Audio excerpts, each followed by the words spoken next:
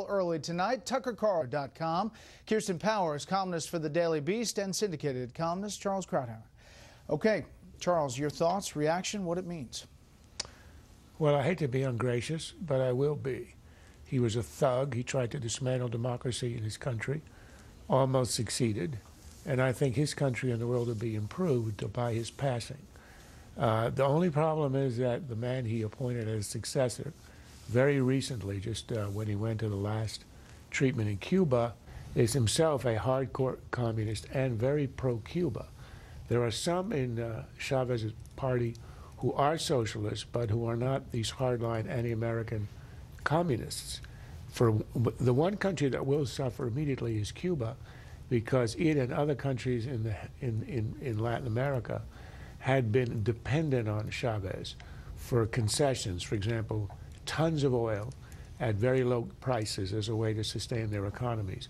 And in the long run, they will be cut off. They're going to have to live on their own. The problem is that Chavez's successor, who is likely to win, given there might be a sympathy vote for the party with the death of Chavez, he's as hardline as Chavez is. The only upside is it's hard to maintain a revolution without the charismatic leader like Chavez himself. And without him, although they may succeed in holding on in this election, it's unlikely that his movement will not dissolve, because in the end it's unsustainable, and it is quite a cruel system that he initiated in his country. Kirsten, I talked to a Latin American diplomat today, and he said, quote, "This will be a challenging time inside Venezuela. They have big economic challenges in coming days." As I mentioned, election within 30 days. That's what the Constitution calls for. What about the relationship between the U.S. and what the Obama administration may or may not try to do? Well, I don't think it's ungracious, first of all, to call him a thug. He was a totalitarian thug. This is somebody who was completely anti-democratic. He was a human rights abuser, and he was not a friend of the United States.